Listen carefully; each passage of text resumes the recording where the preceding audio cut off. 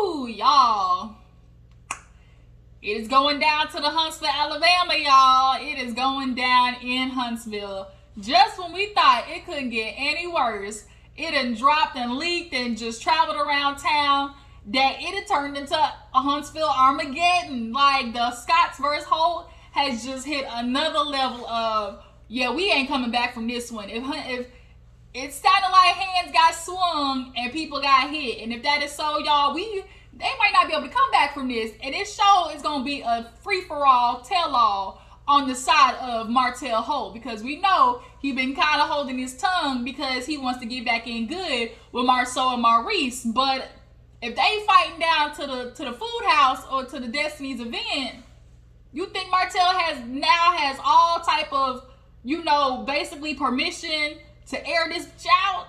Marsaue, you might have done for real. But that's something we'll talk about after we get into the review of Love and Marriage Huntsville. I want to get into that first, and then we'll discuss the fight. And actually, I think I'll go live to just talk about so much more stuff that I missed. I keep missing opportunities to go live and chit chat with you guys. So yeah, maybe I'll go live to talk about it more in discussion and really hear y'all's thoughts on everything and what y'all think happened. As well as some other things that happened this week. But yeah, you guys, Love and Marriage Huntsville is doing what it usually do. Carlos is giving what it's supposed to give. And let's talk about it, okay? So Miss Wanda J. Blige, the lady with all the questions, she basically lit Jaylin house up. She came in, I don't know if she was off that yak, that MB 2020, that Boone's Farm, that Paul Mason, that Paul Massage, something. But Wanda came in and basically tried to exit, calling everybody bitches, and Kimmi let her know, excuse me, ma'am, ain't no bitch over here, okay?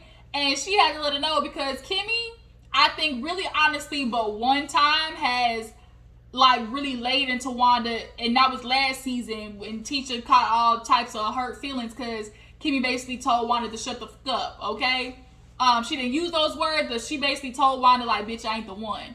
And Wanda it's like a snowball. It starts small, but the more it keeps rolling, it just gets more and more drastic. And I think Wanda has hit the point of no return and feeling like, because ain't nobody really checked her, chin checked her, that she's realizing, you might have gone too far. Or, you starting to get to that point of no return where ain't nobody trying to mess with you.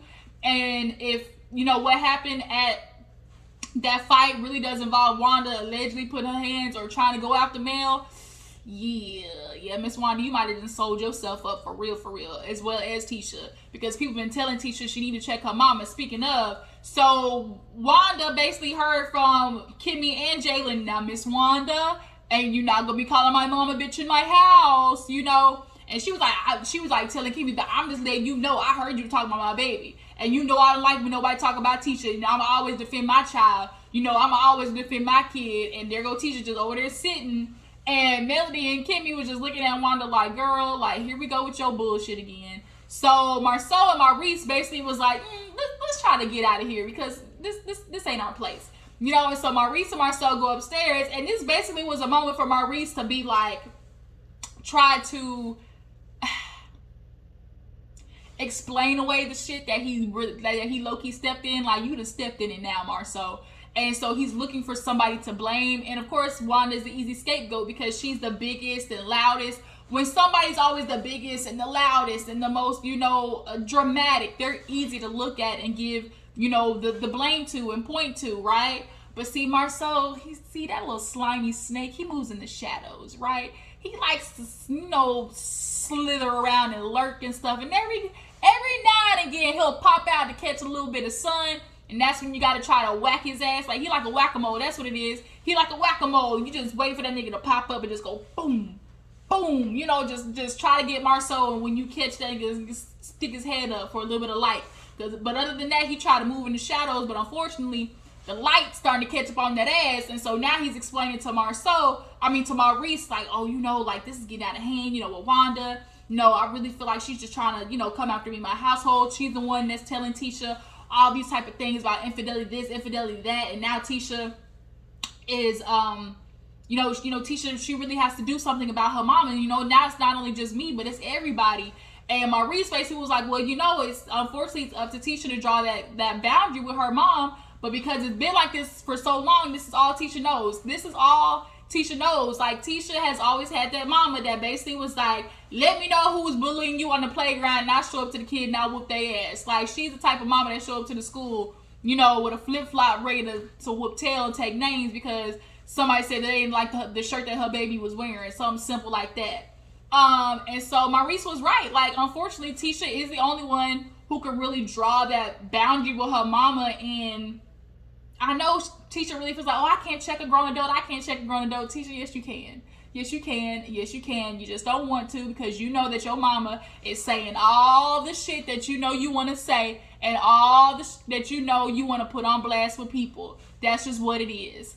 But yeah, so Marsaue, he's feeling some type of way about it because he's like, well, damn, like, you know, I'm really dealing with the fallout of this. Like, she done came into my household, she done poisoned my household, you know, and that's not something I'm good with. You know, he's like, and then on top of that, it's like, you know, I'm okay with the world. I'm okay with the world. I don't really care about that. But when you start trying to hurt the woman I love, and I start seeing her hurt and crying, you know, he talking about when Tisha was crying in the car, and it's like, nigga, ain't nobody making your woman cry except you. You have had ample opportunities to really, you know, ease Tisha of a lot of pain. You really have, and you haven't.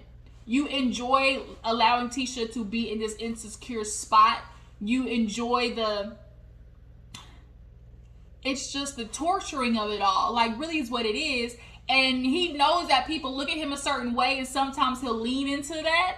But it's like, bro, by you trying to lean into people accusing you of all these things and, you know, basically saying your actions kind of allude to you being this way, and you start acting that way just to be like purposeful and sarcastic, we're still going to look at you sideways because in order to act that way, you got to kind of maintain those characteristics in yourself.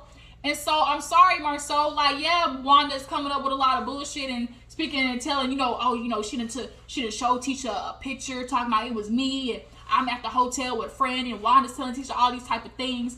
And I ain't gonna lie, y'all, I hope I wasn't the only one who saw it.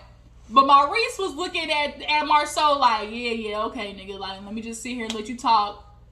Nigga, I'm your brother, I know you. Maurice was giving, let me just post up on this wall and let this nigga talk and try to prove his point. But, bruh, we was in Vegas together, remember, okay?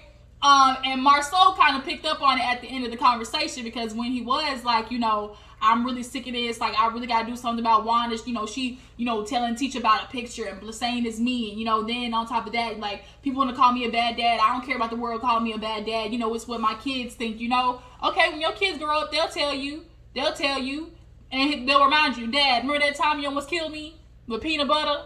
Yeah, Dad, you remember that? Or, Dad, you remember that time that I really wanted to go to Africa, but you went by yourself? Or, Dad, how about that time that you didn't take me to basketball practice? Or, Dad, you didn't show up to the game because, you know, you want to call yourself protecting and providing, right? But you've said it yourself, like, nigga, you just show up. Like, he definitely pulls a Marshawn Lynch when it comes to the kids. I'm just here so I don't get fined. Like, you just show up. That's what it is. And they'll tell you when you get older, when they start acting a certain way towards you, just know, and it ain't nobody's fault but your own.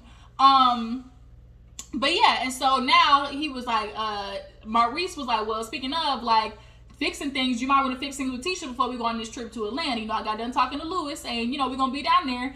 And Marsaue really genuinely trying to convince himself that nothing is wrong. He's with the, man, what I need to talk to Tisha for? Like, we good. Like, my house is good. Like, you know, Tisha don't believe none of this stuff. You know, she ain't questioning nothing. I know my wife believes in me. And the look on Maurice's face was like, nigga, are we hanging around the right people? Shit ain't okay with Tisha. Like, I don't know how, like, Marsaue, as smart as you think you are, like, you're delusional. The fact that you really think Tisha believes you, Tisha is, you know, just ride or die for you in the essence of, like, she's not seeing the shit and actually questioning herself, because literally every season she's questioned you about something in regards to allegations that have been made. She literally came to you and questioned you about where you was in Atlanta on January 4th and why your big ass back was in a picture. I'm sorry, do y'all think that was Marsaue in that picture? Because I sure think it was. Marsaue got a very recognizable goddamn head, smile, and back. Big ass back. Okay? And so that's why Maurice was like, you know, you might want to make sure we good. You know, and Marsaue was like, man, we good. Like, my wife, she trusts me. She know everything. And then on top of that, you know, I'm going to Atlanta because I'm trying to expand. So, you know, when I go to Atlanta, basically he's saying, okay, I'm going to convince Tisha, oh, going to Atlanta is good for us, baby. It's good for us because we got to expand black, and Atlanta is a good place. Basically, that's what he was telling Maurice. Is like, we going to be good because I'm going to tell her, like, it's for business, but really be going down there for Martell and all this hoopla because he trying to get all y'all niggas caught up, okay? Martell is he over there on his solo island. He trying to get some guests. Okay, he trying to fuck all y'all relationships so y'all can be on that lonely ass island with him. But Maurice picked up on the energy. But Marsaue picked up on the energy Maurice was putting down. He's like, Maurice, you my brother. I see it in your eyes. I see what you trying to tell me. And then like when he said that, basically Marsaue was picking up on the fact that Maurice was like, nigga, these hoes is on to us. Nigga, these hoes is on to us. You might want to fix it, bro. You might want to fix it. Trying to be delusional, because if you act like nothing's happening, if nothing is there, then it's like, oh, then there's nothing for me to talk about. There's nothing for me to fix because what? Nothing's wrong, huh? Okay. Oh, okay. But your wife crying every other fucking episode. But your wife had to sneak you into a therapy session. But your wife was begging you for family vacations. But everything's okay. Marsaue. We'll let you ride with that. So moving on, we see a scene with Melody talking to her mama, basically let her know, bitch, we making money moves, okay? We are down. We are not doing the negative energy. You know, Melody's on this no more negative energy, okay? You know, her little accent. I done got rid of my last name, Holt. You know, I'm going back to the old Melody. And the old Melody, she is coming forward in full fashion. And you know what, my skincare line, she named it 7th Avenue based on the street that she grew up on. She had to dissolute everything with Martell because y'all remember Martell was trying to get a percentage of that. She said, oh, nigga, you ain't even gotta tell me twice. And this company has been dissolved. And Martell really was mad about that. And he really was mad about that. Yeah, nigga, you think I'm getting ready to leave you after the shit you did to me? And feel like you get ready to get a percentage? I will burn this whole shit to the ground if I dare ever give a nigga like Martell a percentage or something, and you done had a baby on me, been cheating on me for damn near 6 years. I wish a nigga would. But yeah, she basically was letting her mom know, like, I'm going back to Melody Rogers, and I'm here for every minute of it. A lot more women need to start falling on that train of, like, what am I giving my child's last name to this man for if he's nowhere in the picture? What am I giving the last name of this husband to my child for when this legacy that he so-called, you know, wants to talk about that he's building really ain't being built? Like, it's all just simply ideas. Like, men who are not involved in the child's life, their name should not be anywhere to me.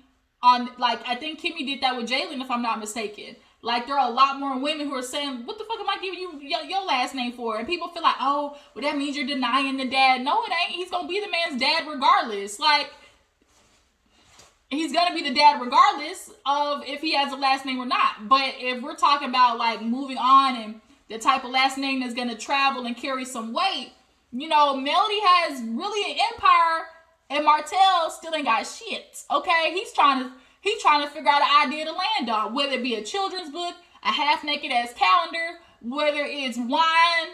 Now, all of a sudden, you know, like, Martell finally has decided to get his builder's license in the next scene, because that's all that was about. That all was Melody talking about moving on and getting her last name. Kudos to you, Melody. I absolutely agree with it. But we moved to Martell. He trying to get a tutor for his license.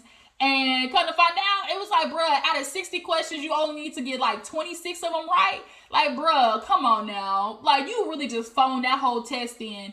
And he felt like, because, oh, my wife passed it, what the fuck I need to pass it for? Because Martell has been doing a real good job of riding people's coattails, okay? Every person he go to, it's like, oh, I'm going to work through them, you know, because they got what I need. But his homie Chris had been letting him know, like, bruh,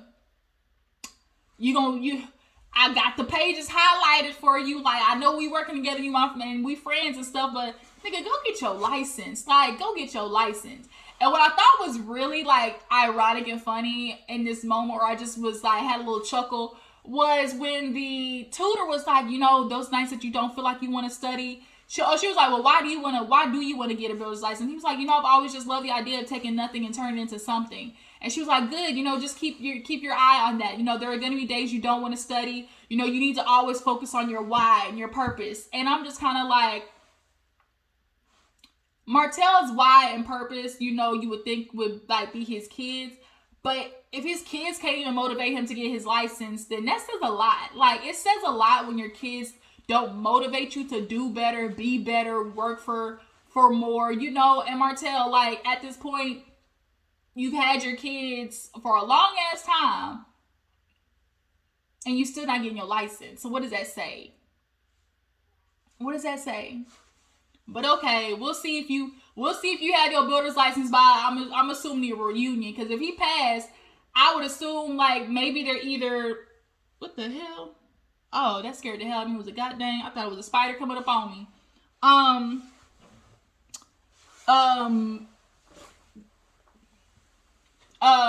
Yeah, oh Lord, I thought that was a spider. Look, I live in the country, y'all. It's just too many bugs. I don't fuck with them.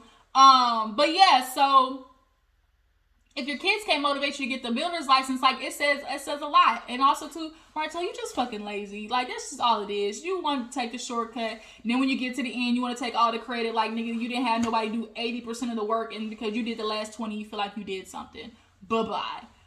Moving on. So we have a scene with Tiffany and Kimmi. Basically, I'm not gonna lie, of all scenes that Tiffany's had talking with people, I feel like her and Kimmi actually have the best chemistry. And to me, feels the most like, oh, like they could actually work to being friends. Something about their vibe to me was just like, I appreciated it. What do you guys think? Do you feel like Kimmi and Tiffany can really build like a actual bond and become real friends? Because I just really have that energy like they could. I just feel like they kind of, I don't know, I don't know, I just really like their chemistry in that scene. But nonetheless, Tiffany's letting, Kimmi know, like, shit, what happened with Destined and Stormy? She went, basically Kimmi was like, them bitches don't know how to talk to each other, point blank, period. And so she was like, man, it's so crazy. I got a lot of stuff going on. I've been talking to Lewis, I really want a kid. And when Kimmi looked at her like, bitch, what? You want a kid? She's like, ain't you busy right now? She's like, well, that's what Lewis says. He says I'm doing too much work. I don't even have enough time for him, And so Kimmi's like, well, if you won't got enough time for your husband, what do you think a kid is going to do? So she's like, well, I'm a woman. Like, women can do everything, right? Like, we put our mind to it. And Kimmi's like, girl, kids are hard work. She's like, what is it, just taking kids to practice? And Kimmi was like, girl, that was the easy part. That's not the hard part. It's the changing the diapers, being up early, late, the feeding, the changing clothes, the washing, the bathing, the doing the homeworks. Bitch, look,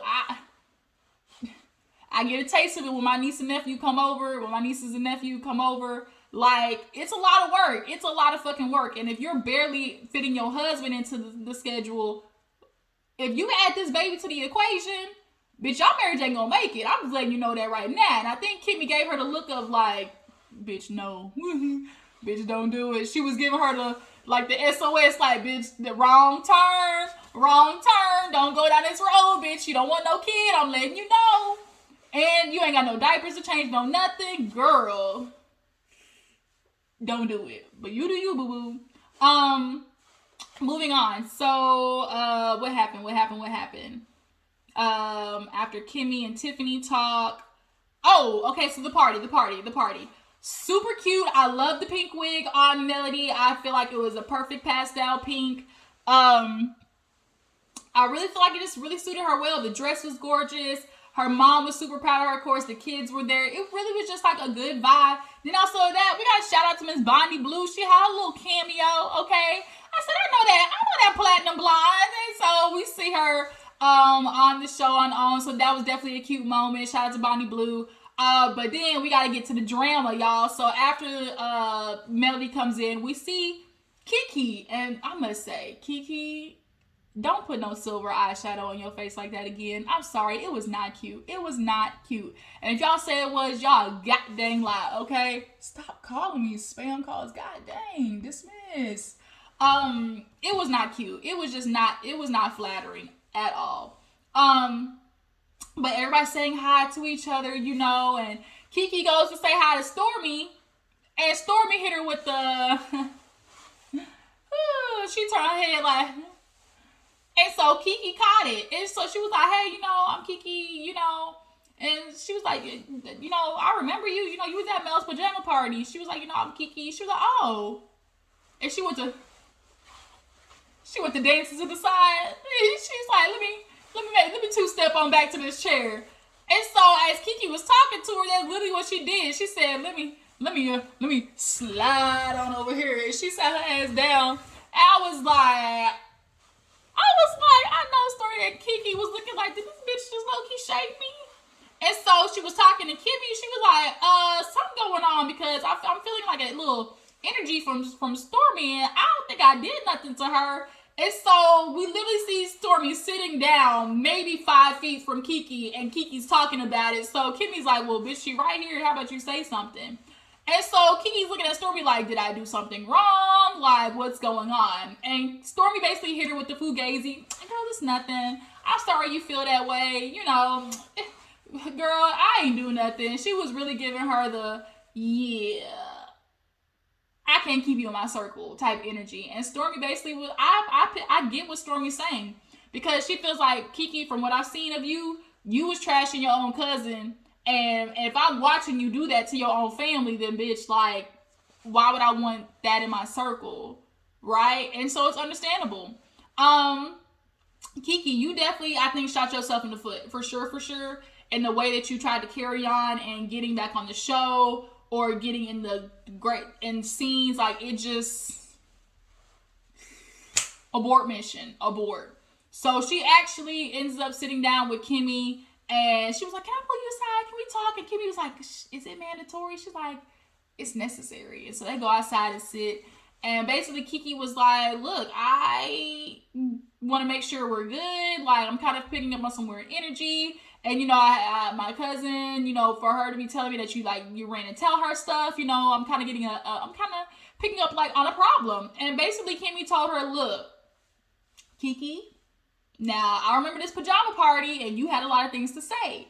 And it just was a surprise to me as well that you were there. And she's like, well, why does everybody keep saying that? And Kimmy's like, cause bitch, I've been around for 4 years and I ain't seen you nowhere. Like, nowhere. And so she's like, well, I mean, you know, I wasn't there. And so we do know that Keke has made a couple of posts, I think it was Coloring Pink as well, who showed Keke saying like, Mel has invited me to multiple things, but I chose not to go because of her beef I knew she had with my cousin. And now Keke at this point is like, I'm not doing it anymore. I'm not doing the, well, you don't like her, so I'm not going to like her bullshit. Which, understandable. But still at the same time, like Kimmi said, girl, it's the company. Like, look where you were at. Like, look who you were talking to. And you're trying to make it seem like, oh, it was just a flippant conversation I was having with Melody. And it's like, no, it wasn't. Melody literally baited your ass. The way she specifically said, oh, you know, I know, you know, things were talked about before I even brought it up. Right, Keke? Like, Keke, you solidified that with the, oh, yeah, you know, me and Tisha in the past, we've had, you know, conversations about the rumors. And her truth is that Marsaue has never cheated, right? And so Keke's just not picking up what Kimmi's putting down, which is bitch. Like, you know, Tisha and Melody are not good. So why would you do something like that? And Keke was basically trying to give her the, I didn't do nothing wrong. And then you the one who ran and told Tisha to run and tell it.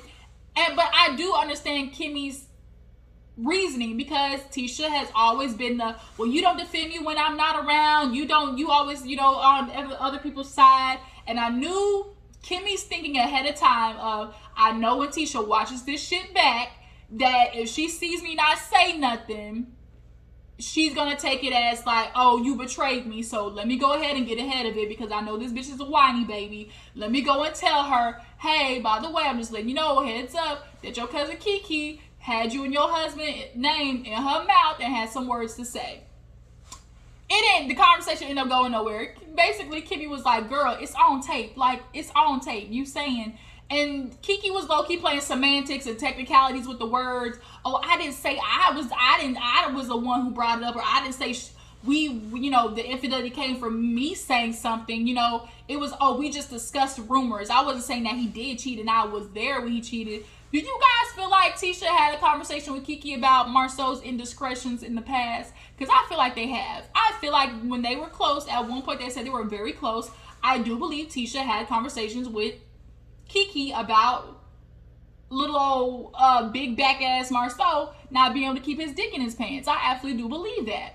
But yeah, Kimmi killed me with this was fun. This was fun. Like, the way she said it was real, like, bitch, bye. So last but not least, we get to the scene of Marsaue and Maurice going out to eat with Kimmi and Tisha. Kimmi looks so good, y'all. She looks so good with that red hair, and I love it.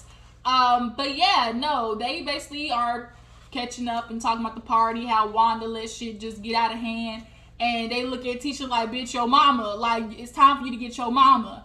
And once again, Tisha's with I can't control her, just like I can't control Marsaue. Like, I can't make these people do anything. And it's just kind of like, oh my God. Like, Tisha, girl, you gonna have people not fucking with your mama and you if you don't quit playing. And so Kimmi was like, I be trying to have hope. Like, she can't act like this at every, event. Like, she ain't gonna act like at every event. And it's like, oh no, she will. If there's anything Wanda's gonna do, she gonna bust in like a storm, like a bull in a china shop, and fuck all your shit up and leave. It's like RQ. Wanda come in, fuck shit up and leave. That's her MO. So then we get to talk about Wanda too, basically how Marsaue is feeling like Wanda's disrupting my house. Like, I got a lot of people that I got to put up with. And not only that, here it is, I'm dealing with somebody who's asking for money from me. I'm supposed to be paying for her goddamn business. But it's like, you keep throwing all the infidelity shit at my wife. And it's, it's messing with my household. And it's kind of like, well, Marsaue, you kind of starting at the middle. Yeah, Wanda may be, stirring some shit up. But it wouldn't be shit for her to stir if you wasn't, like Melody said, your husband's on the internet. We got to talk about your husband because he's on the internet every week. And your husband was the one who posted that picture, which basically got the shit restarted. Like, only person to blame for that is Marsaue. Maurice took a jab at that, when they sat down. He's like, this is better than the last time we got together. We're actually laughing this time. Basically, he's like, yeah, that intervention. He was like, oh, you don't think we needed one? And Marsaue was like, oh, we're not going to go back to that. And it's kind of like, bruh, you fucked up. You fucked up. But then, of course, Tisha was like, talking about Keke, how she was basically, like, disappointed in her and realizing, like, she's not, like, they may never be able to be close again. And she was like, I've never talked to Keke and told her that, Marsaue was cheating on me or that I was dealing with any infidelity. So I don't even know where she got that from. Like, that's just so messed up that she would put that out there. And of course, Marsaue was like, at this point, Keke's gonna catch all these, I'm gonna air all this bitch out, that he's getting ready to give Keke because he feels like, I can extend grace to Wanda, like I have to, basically, because that's Tisha's mama, and he can extend grace to Martell because, for one, he can't fuck up with Martell because he got all the receipts and the skeletons in the closet. As soon as Martell, if Martell wanna just open that door, just twist that doorknob and just let all the floodgates open, he can do that. So that's why you really giving Martell grace, Marsaue. Don't try to make it seem otherwise. Oh, because these are people in my life, that are close to me. Like, the only reason you're not lighting Martell ass up because he can get you back twofold. He said, but I don't know Keke, she ain't nobody know, so I can't spare her, just like he's like the difference between Martell and Lewis. Honestly, Lewis didn't do anything that bad to me.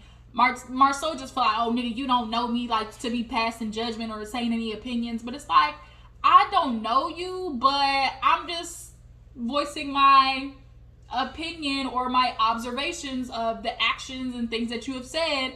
And Lewis called Marsaue out, and I don't think he liked that. That's the real reason why Marsaue doesn't like Lewis, because he really called him out on his shit. Period. But yeah, so Marsaue basically at this point is saying, look, Keke, don't start none, won't be none. With his no teeth having ass looking like this. Marsaue, old Grinch looking ass. Oh my God, with his old Peabody brain looking ass. He always think he's smarter than everybody. And now stuff is getting up to his neck. His wife is dealing with more shit. Now we got a little bit of more evidence with a picture of him. I'm telling y'all, that's Marsaue ass. And so he's really looking for everybody who's coming after him at this point. He feels like everybody's poisoning his household. Everybody's trying to tear them down. That's how these two see, oh, everybody's trying to tear us down. But it's like, we're not trying to tear you down like Tisha. We just simply saying, look, we connected some dots, okay? and we're just looking at the information that's in front of us, and we're looking at the actions of Marsaue, not only this season, but since the beginning.